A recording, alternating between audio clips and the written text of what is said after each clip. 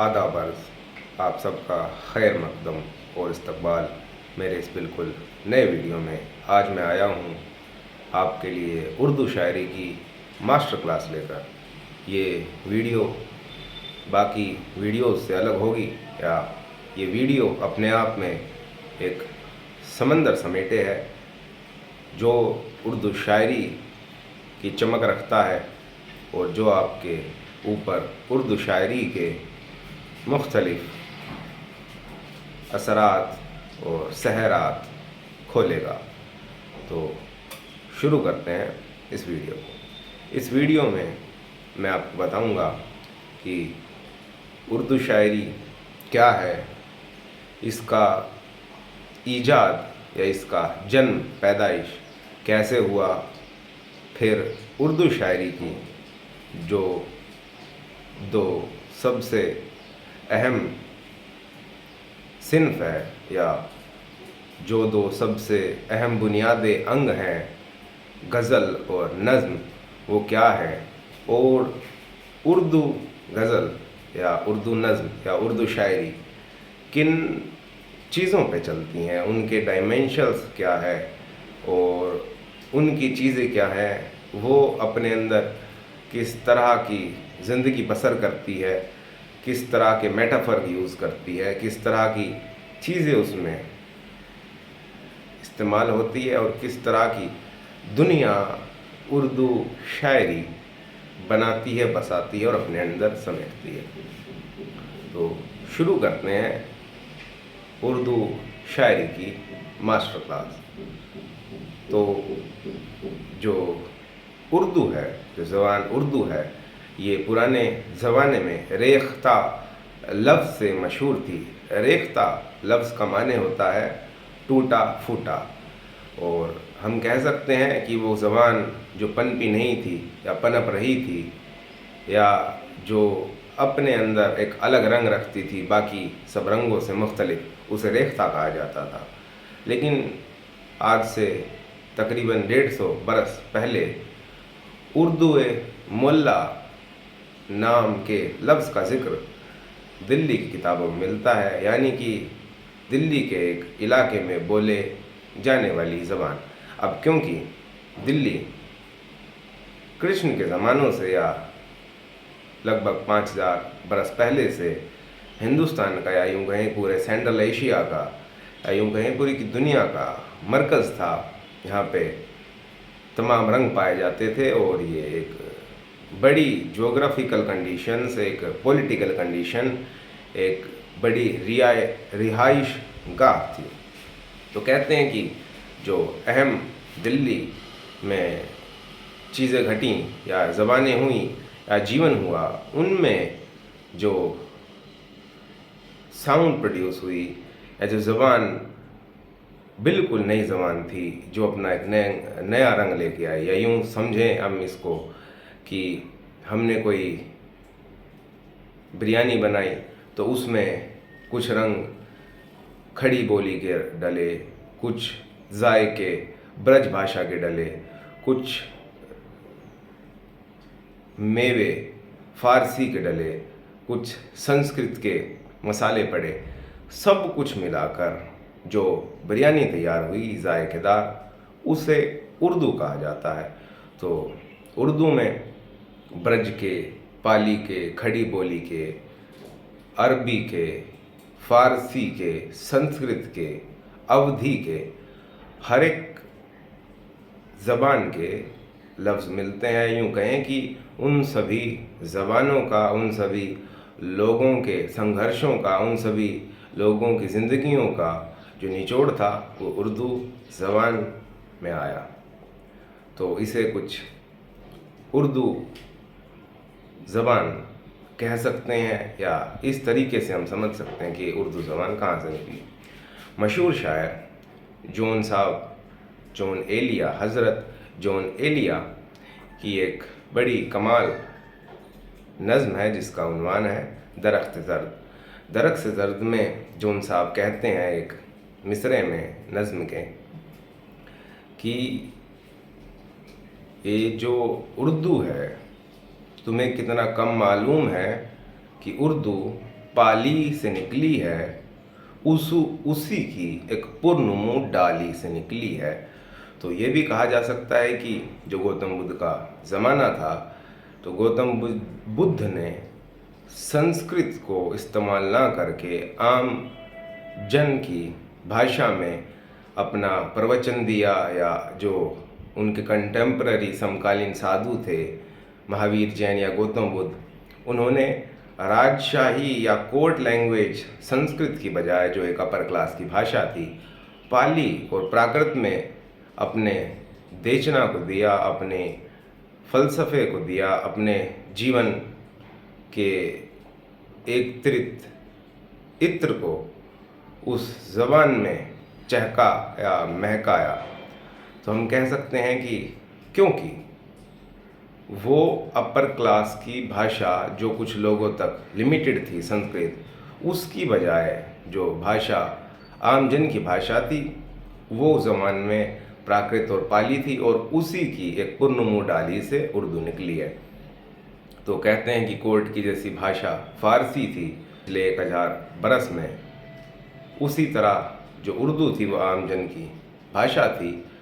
तो उर्दू उसी तरह उसी श्रृंखला के साथ उन्हीं वक्तों से चलती आई, और वो किसी अपर क्लास की भाषा नहीं है, वो जन सामान्य की भाषा थी, वो जन सामान्य के लिए थी। ये हिंदुस्तान में पैदा हुई, हिंदुस्तान में पली, हिंदुस्तान में बढ़ी, हिंदुस्तान में जवान हुई, हिंदुस्तान में बोलना सीखा, और इसकी जवानी हिंदुस्तान में ही गुजर रही है। तो जो बहस होती है कि उर्दू कोई बाहर की भाषा है या दूसरी भाषा है, ये दूसरी भाषा नहीं है, ये ईजाद और पैदाइश हिंदुस्तान है, और हिंदुस्तान रहेगी। तो एक बात तो ये हो गई कि उर्दू कहाँ से कैसे निकली है। दूसरी बात ये है कि हम थोड़ा आगे बढ़ते हैं समझने को कि उर्दू में या शुरुआती रेख्ता में जो ब्रज या खड़ी बोली का बिल्कुल लेटेस्ट वर्जन था, जिसका नाम हिंदी था, हिंदवी था, हिंद की जो ज़बान थी, हिंदवी या हिंदवी, उस ज़बान में सबसे पहले जो शेर मिलते हैं, पाए जाते हैं, वो कहते हैं कि अमीर खुसरो ने लिखे थे, जिन्हें तूतिए हिंद भी कहा जाता है। इसलिए उन्होंने हिंदवी में बहुत सारे नज़में, गज़लें और बहुत सारी पहेलियाँ तक भी लिखी हैं, जो हमने बचपन में कभी पढ़ी थी। हमें मालूम नहीं था कि वो अमीर खुसरो की पहेलियाँ हैं, लेकिन उन्होंने लगभग 1000 बरस पहले हिंदी और उर्दू का इस कदर बेहतरीन इस्तेमाल किया कि उसे बुलंदियों पे लाकर खड़ा कर दिया। तो सबसे पहले अगर हिंदी और उर्दू को बढ़ाने का जो श्रेय जाता है, या बढ़ाने में जिसका नाम आगे जाता है, आता है, वो है अमीर खुसरो। उसके बाद बहुत से लोगों ने, शायरों ने, मुख्तलिफ़ अदीबों ने इस पे एक्सपेरिमेंट करे, लेकिन एक वली दकनी थे, वली दकनी ने इस पे बहुत बड़ा एक्सपेरिमेंट मारा कि जादू है तेरे नैन गज़ाला सु कहूँगा। उन्होंने कुछ इस तरीके की गज़लें कहीं जो दक्कन से आए थे दिल्ली, और यहाँ के हो गए, और यहाँ की ज़बान को उन्होंने बढ़ाया। फिर आए मशहूर तरीन शायर मीर तकी मीर, खुदा है सुखन। उन्होंने, आप समझे कि उर्दू को पहली और दूसरी सीढ़ी से उठाकर सीधा दर्जा अव्वल पर रख दिया, या यूँ कहें कि सीधा छत पर रख दिया, जहाँ से उर्दू सबको बुलंदी पर दिखने लगी। तो मीर का एक शेर भी है कि ये रेख्ता या उर्दू ओहदे तक पहुँचाया उसका है, कौन मौत की नहीं मीर की उस्तादी का। तो मीर साहब ने, जो खुदा सुखन थे, उर्दू को इतना फैज़याबी दी, इतनी बुलंदी दी, और उसमें इस कदर हुनर पैदा कर दिया, रंग पैदा कर दिया अपने रंग से, कि उर्दू का जो बाग था वो लहला उठा, और वो आज तक चहक रहा है और महक रहा है। हम सब उसकी महक से फैज़याब होते हैं और महकते चहकते हैं। तो ये उर्दू की कुछ बात। और उसके बाद हिंदुस्तान तकसीम हुआ, और तकसीम में जो 2 नेशंस थ्योरी थी उस थ्योरी ने आपको, जो हिंदवी ज़बान थी या हिंदुस्तानी ज़बान थी, उसको बांटने के लिए, आप लोगों को बांटने के लिए उन लोगों ने एक ख़्याल चलाया कि ये हिंदुस्तान की ज़बान नहीं है, मुसलमानों की ज़बान उर्दू है और हिंदुओं की ज़बान हिंदी है। तो लड़ने वाले हमेशा से लड़ते आए हैं, लड़ते रहे हैं, लेकिन जानने वाले जानते हैं कि इसकी ईजाद पाली और प्राकृत के ज़मानों में जन सामान्य की भाषा के तौर पे की गई थी। तो जो भाषा जो आम आदमी को जोड़ती थी, हिंदवी या उर्दू, वो आदमी को तोड़ नहीं सकती, वो टू नेशन थ्योरी की नींव नहीं बन सकती। तो उम्मीद है कि आप ये समझेंगे, ये भाषा हमें जोड़ने के लिए थी, तोड़ने के लिए नहीं। ये बहुत बुलंद भाषा थी, बुलंद ज़बान थी, जो हिंदुस्तान में पैदा हुई थी, हिंदुस्तान की है, हिंदुस्तान की रहेगी। तो इस बहस से दूर हट जाएं और कभी इस बहस में ना पड़े कि हिंदुस्तानी ज़बान या उर्दू कौन सी ज़बान है, या ये हिंदुओं की ज़बान है, मुसलमानों की ज़बान है। ये ख़याल ही बचकाना है। ये हमारी ज़बान है, ये अपनी ज़बान है, ये हिंदुस्तान की ज़बान है। वो यहाँ पैदा हुई थी, यहाँ बड़ी हुई थी, यहाँ बोली गई। तो इस बहस से दूर रहें। अब मैं आपको लेके आता हूँ उर्दू के दो अहम पिलर्स पे, जो उर्दू शायरी से कहा जाता है। क्योंकि उर्दू का जो सबसे बड़ा सिन्फ है या जो फ़न है, वो है उर्दू शायरी। उर्दू शायरी के तौर पर उर्दू मशहूर है और लोग उसे ज़ौक़ व शौक़ से पढ़ते हैं, और उसकी धूम और गूंज पूरी दुनिया में है कि उर्दू जैसी शायरी या उर्दू जैसी ज़बान कहीं नहीं। तो वो बात है कि इसके अहम दो अंग क्या हैं, उर्दू शायरी के दो अहम पिलर्स क्या हैं।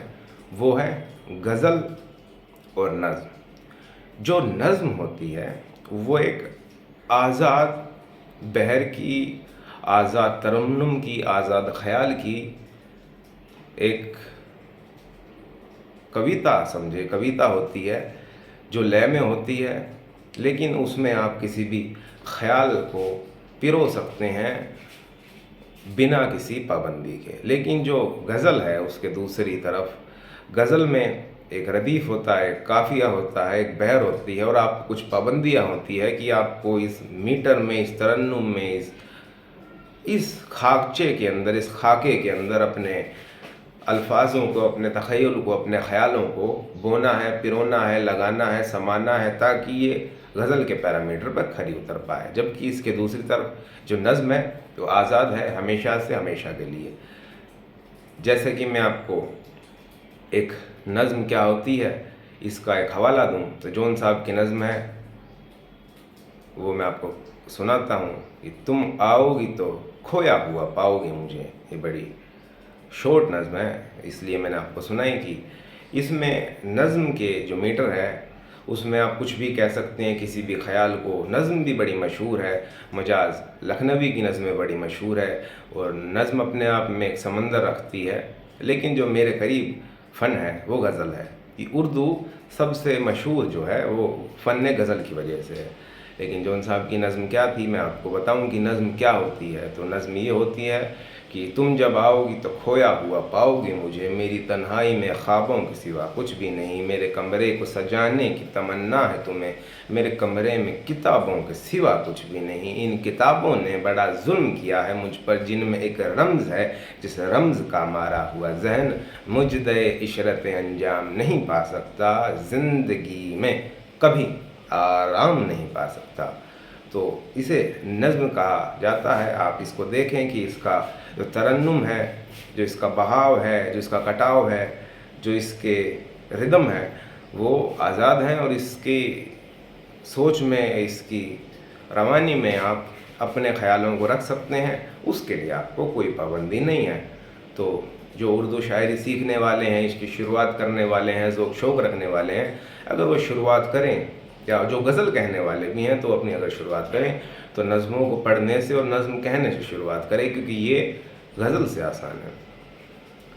अब आते हैं हम मेरे पसंदीदा तरीन या उर्दू के सबसे बुलंद सिन्फ या फन गज़ल पर।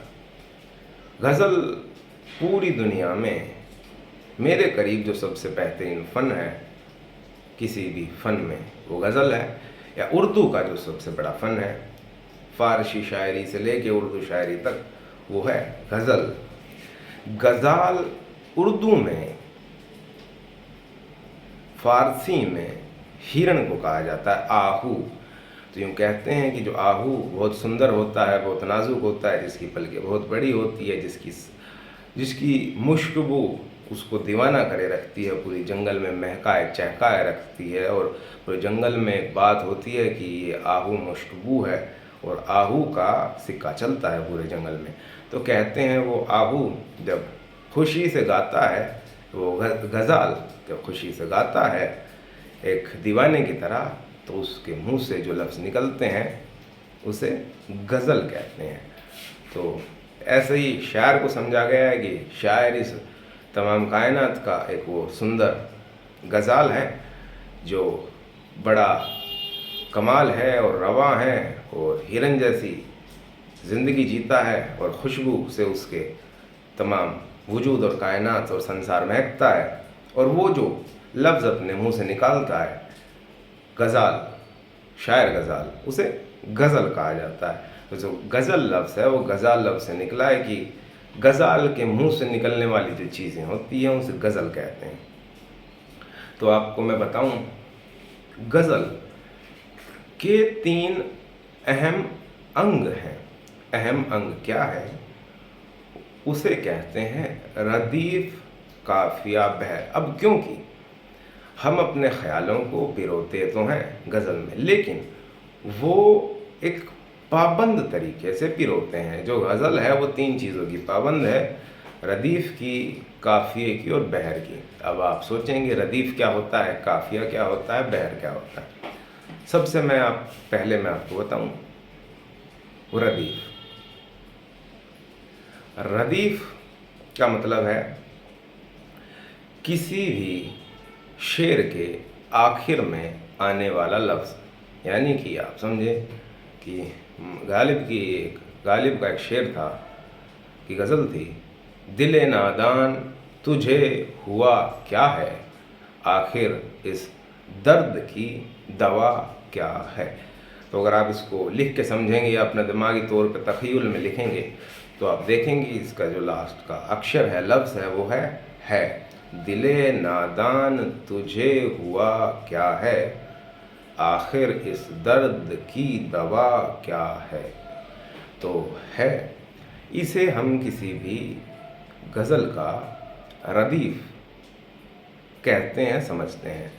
यानी कि आपसे कहा जाए कि ये जो गज़ल है, दिले नादान तुझे हुआ क्या है, आखिर इस दर्द की दवा क्या है, तो इसमें आपसे पूछेंगे कि इसका रदीफ़ क्या है, तो आप कहेंगे है। जो है इसके आखिर में है वो इसका रदीफ़ है। तो उम्मीद है आपको समझ आएगा। दूसरी चीज़ होती है काफ़िया। अब इसमें काफ़िया क्या है, आपने है तो ढूंढ लिया, इस गज़ल में है तो रदीफ़ है। काफ़िया क्या है? काफ़िया वो लफ्ज़ है जो गज़ल में रंग पैदा करता है अपने तकरार लफ्ज़ी से और तकरार माने से, और इसी से ही गज़ल की शान है। फ़ारसी शायरी या शुरुआती दोहों में सिर्फ रदीफ़ बदलते थे, लेकिन फ़ारसी शायरी से या उर्दू शायरी में जो फ़न पैदा हुआ उसमें हमने काफ़िए की तकरार से, जिसमें रदीफ़ नहीं बदलता है, रदीफ़ बिल्कुल वैसा का वैसा रहता है, लेकिन काफ़िया बदलता है, और उसका बदलाव, उसकी तकरार लफ्ज़ी, उसका तकरार माना और उसका रिदम या उसका मानी खेज होना गज़ल की शान है। अब मैं आपको बताऊं उसी गज़ल का इश्तियारा लेकर, उसी गज़ल का एग्ज़ाम्पल लेकर कि काफ़िया क्या है। अब आप देखें, दिले नादान तुझे हुआ क्या है, आखिर इस दर्द की दवा क्या है। तो इसमें पहले जो हुआ है और दवा है, इसे काफिया कहते हैं। अब देखो, जिनका जो साउंड सिस्टम है कि हुआ और दवा, दुआ, मुद्दा, दगा, ये काफिया है। तो आप जैसे समझे मीर की गज़ल, मीर की गज़ल से मैं आपको सुनाऊं, समझाऊं, और इसको एक वक्तों के लिए हम हल्के से साइड रखते हैं। तो जो मीर साहब की मशहूर ज़माना गज़ल है, उसमें काफिया क्या है आप समझेंगे कि उल्टी हो गई सब तदबीरें, कुछ न दवा ने काम किया, देखा इस बीमारी दिल ने आखिर काम तमाम किया। तो कुछ न दवा ने काम किया, आखिर काम तमाम किया। ऊपर काम है, नीचे तमाम है।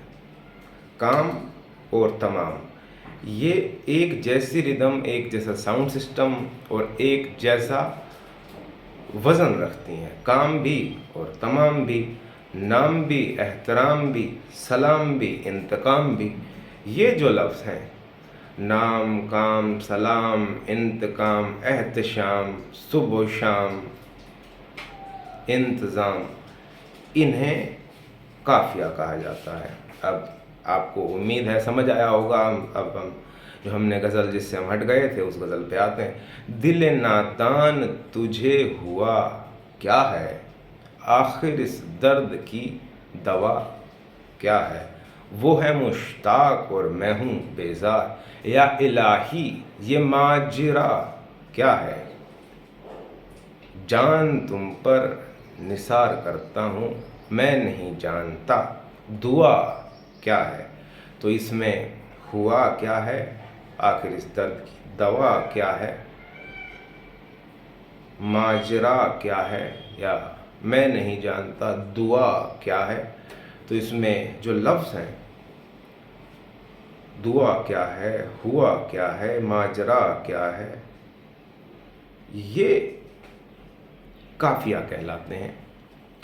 एक जैसी साउंड रखने वाले लफ्ज़ जो हर मिसरे के साथ बदल जाते हैं और जो गज़ल में रंग पैदा करते हैं, जो गज़ल की शान है, इन्हें काफिया कहा जाता है। तो हमने गज़ल के फ़न की दो चीज़ों को क्लियर किया। एक रदीफ़ की दिले नादान तुझे हुआ क्या है, जो है वो रदीफ़ है, जो काफिया है वो हुआ है। तो आप समझे, या मीर की उस गज़ल को लेते हैं कि उल्टी हो गई सब तदबीरें, कुछ न दवा ने काम किया। जो किया है वो रदीफ़ है। उल्टी हो गई सब तदबीरें, कुछ न दवा ने काम किया, देखा इस बीमारी दिल ने आखिर काम तमाम किया। तो जो किया है वो रदीफ़ है। और अब काफिया क्या है, अब आप जान गए होंगे कि उल्टी हो गई सब तदबीरें, कुछ न दवा ने काम किया। काम काफिया है, देखा इस बीमारी दिल ने आखिर काम तमाम किया। तमाम काफिया है, ऊपर काम काफिया है, नीचे तमाम काफिया है। तो आप इसको भी समझ गए हैं कि रदीफ़ क्या है अब और काफिया क्या है। तीसरी चीज़ आती है बहर। बहर यानी कि वो ज़मीन जिसमें गज़ल कही जाती है। ये एक बड़ा तवील तरीका है या एक बड़ी तवील चीज़ है जिसमें मुख्तलिफ़ बहरें हैं जो और ज़मीनें हैं, और मशहूर तरीन भी बहुत सारी ज़मीनें हैं जिसके लिए मैं अलग मुख्तलिफ़ वीडियो बनाऊंगा। लेकिन बहर क्या है, बहर बस आपको समझाने के लिए मैं मुख्तसर तरीके से बताऊं, छोटे तरीके से, कि बहर है राइमिंग स्कीम। जैसे हम अंग्रेज़ी पोइट्री में पढ़ते हैं कि rhyming schemes of the stanza, A B फ़ाइलतुन फ़ेलुन फ़ाइलतुन फ़ेलुन, मुफ़ाइल मुफ्तइलुन मुफ़ाइलुन मुफ्तइलुन मुफ़ाइलुन। जैसे ए बी या ए बी जो राइमिंग स्कीम होती है स्टैंजा की, इंग्लिश में इसी तरीके से उर्दू शायरी में मुफ्तइलुन मुफ़ाइलुन मुफ्तइलुन मुफ़ाइलुन, बल्कि मुख्तलिफ बहरें हैं जो रिदम रखती हैं और ज़मीन है जिनके दायरे में रहकर हमें गज़ल करनी होती है। तो ध्यान रखें कि बहर का माने है किसी भी गज़ल का रिदम या किसी भी गज़ल की कहे जाने वाली ज़मीन की किस धुन में उसे कहा गया है, वो किस लय में कही गई है। बहुत सारी जो गज़लें हैं, जैसे मैंने अबू गालिब की गज़ल सुनाई, ये छोटी बहरों में है। दिले नादान तुझे हुआ क्या है, आखिर इस दर्द की दवा क्या है। ये छोटी बहर है। बड़ी बहर क्या होती है, मीर की वो जो गज़ल मैंने आपको सुनाई थी कि उल्टी हो गई सब तदबीरें, कुछ ना दवा ने काम किया, देखा इस बीमारी दिल ने आखिर काम तमाम किया। अहदे जवानी रो रो काटा, पीरी मेली आंखें मूंद, यानी रात बहुत थे जागे, सुबह हुई आराम किया। तो जिस लय में, तरन्नुम में, जिस साउंड सिस्टम में, हम इस राइमिंग स्कीम में हम गज़ल को करते हैं, कहते हैं, जिसके पाबंद होते हैं, उसे बहर कहा जाता है। तो मैंने आपको 3 चीज़ बताई, रदीफ़, काफ़िया और बहर। ये उर्दू के मशहूर सिन्फ़ गज़ल के 3 पिलर्स हैं, 3 अंग हैं, और ये गज़ल इनके अंदर रहकर इनमें सिमटी हुई है और इनसे गज़ल के रंग पैदा हैं। अब हम इससे आगे बढ़ते हैं। इससे आगे हम बढ़ते हैं कि गज़ल का जो थीम है वो क्या है, कि गज़ल की जो स्टोरी है। मान लो आपको हर कहानी में एक हीरो होता है, एक हीरोइन होती है, एक विलेन होता है, एक स्टोरी का थीम होता है। तो जो गज़ल है वो भी बिल्कुल ऐसे ही चलती है। गज़ल की जो कहानी का थीम है वो क्या है, वो आज मैं आपको बताता हूँ। गज़ल की स्टोरी का जो थीम है वो होता है आशिक। जो आशिक है, प्रेमी है, वो आवारा है, इसलिए आशिक अक्सर गज़लों में आवारा कहा जाता है। वो रिंद है, रिंद यानी कि शराबी। अब वो शराबी हो गया है, क्यों?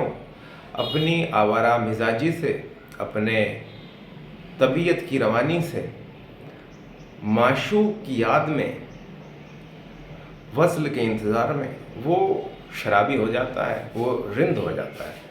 तो ये उसका एक अहम थीम है। एक शायर होता है जो आवारा है, एक माशूका होती है जिसे किन नामों से जाना जाता है, माहरू, महजबी, निगार, बुत।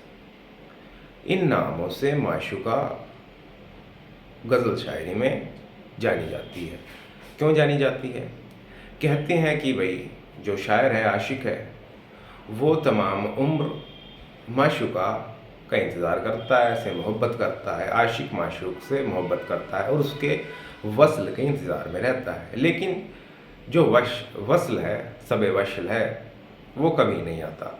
जो माशूक है वो हमेशा उसे टरकाती रहती है, आगे बढ़ाती रहती है और शायर पे तमाम तरह के जुल्म करती रहती है। इसलिए उनको ज़फ़ाशियार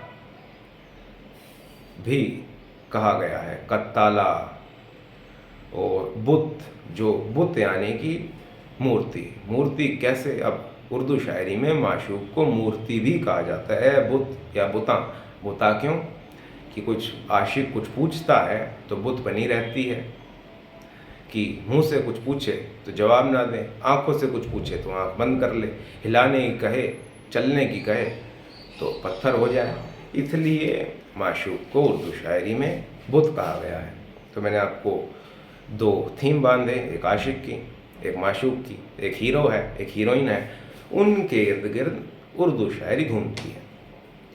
अभी शायरी में एक और चीज़ होती है, वो होते हैं विलेंस। अब विलेन कौन है? एक हीरो है, एक हीरोइन है, एक विलेन है। विलेन है या तो माशूक का बाप, जैसे उर्दू शायरी में होता है, या एक लफ्ज़ है उसको कहते हैं रकीब। रकीब यानी कि ओपोनेंट, दूसरा आशिक। वो भी मुख्तलिफ शायरी में इस्तेमाल होता है कि ज़िक्र उस परिवश का और फिर बयां अपना, हो गया रकीब आखिर जो तराज दां अपना। तो जो रकीब है उसको कहते हैं ओपोनेंट, यानी कि माशूक का दूसरा महबूब। ये उर्दू शायरी में रंग पैदा करने के लिए चीज़ें भरी गई हैं कि एक रकीब भी है, विलन है, और महबूब का बाप भी विलन है, का दूसरा आशिक भी विलन है, एक तीसरा विलन भी होता है। उन विलन्स का नाम है शेख, नासे, वाइज। ये तीन चीज़ें हैं। ये कहे जाते हैं जैसे हिंदू धर्म में पंडित जो पाबंदियां लगाता है, और इस्लाम धर्म में जो शेख होता है, जो वाइज होता है, जो उपदेशक होता है, वो पाबंदियां लगाता है आशिक पे कि तू गलत काम कर रहा है, तू शराब पी रहा है, तो आशिक हर दायरे तोड़ देता है दीन दुनिया के और सिर्फ मोहब्बत पे ध्यान देता है। तो ध्यान रखें, शेख, वाइज उर्दू शायरी में, और नासे ये उर्दू शायरी में विलेन का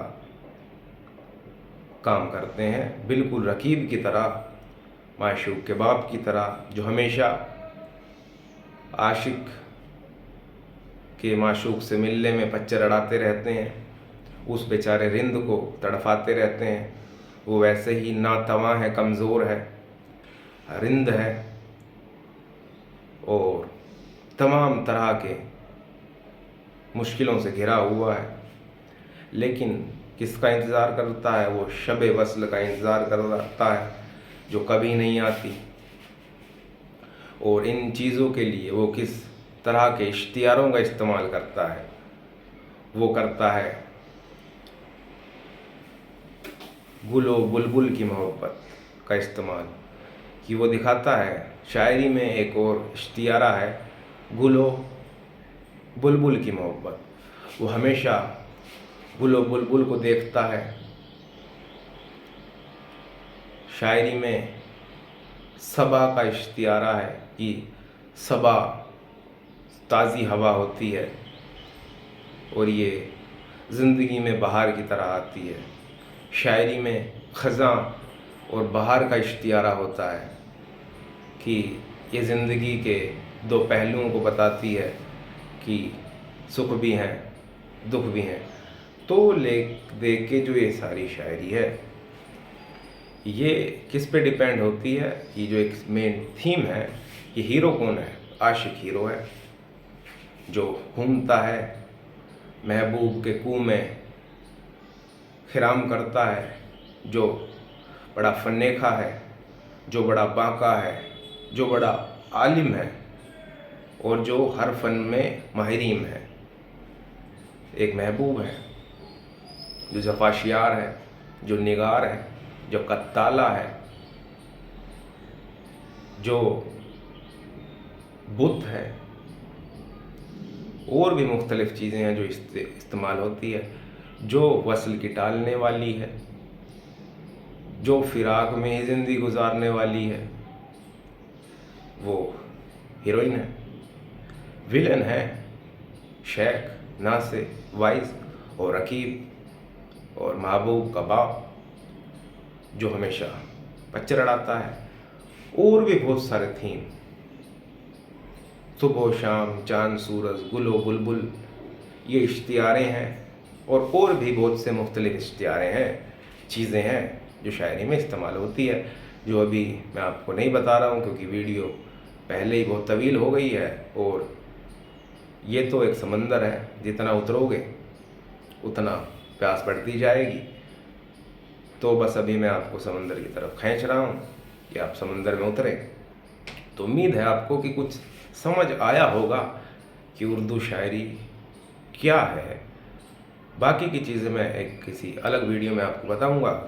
धीरे धीरे समंदर में हम गहरा उतरेंगे, लेकिन आज की मास्टर क्लास उर्दू शायरी की यही है। इसमें हमने सीखा कि उर्दू क्या है, ये कहाँ से आई, कैसे पैदा हुई, इसके पहले पहले बनाने वाले अमीर खुसरो कौन है और उन्हें तूतिए हिंद क्यों कहा जाता है। वलीद अकनी ने इस पे क्या असरात छोड़े, मीर ने इसे ज़मीन से उठाकर आसमान तक कैसे रख दिया, गालिब ने इनमें क्या चीज़ें पैदा करी, और उर्दू शायरी के थीम क्या हैं, उनके जो कैरेक्टर्स हैं जिनके इर्द गिर्द ये सारी कहानी चलती है वो क्या है, वो कैसे होते हैं, उसको समझने के लिए वीडियो थी। आपको जो चीज़ें समझ नहीं आए वो आप इसके नीचे कमेंट कर सकते हैं, या जो नए सवाल आपको पूछने हैं वो आप पूछ सकते हैं, या अगर आप चाहें कि आने वाले जिन टॉपिक्स पे मैं वीडियो बनाऊं वो आप मुझे बता सकते हैं। तो मुझे यकीन है कि आपको उर्दू शायरी, उर्दू ज़बान, गज़ल या सिन्फ़ सुख़न समझने में मदद करेंगे। आज की महफ़िल यहाँ तमाम। मैं जल्द लौटूंगा उर्दू शायरी की दूसरी मास्टर क्लास लेकर, बहुत जल्द।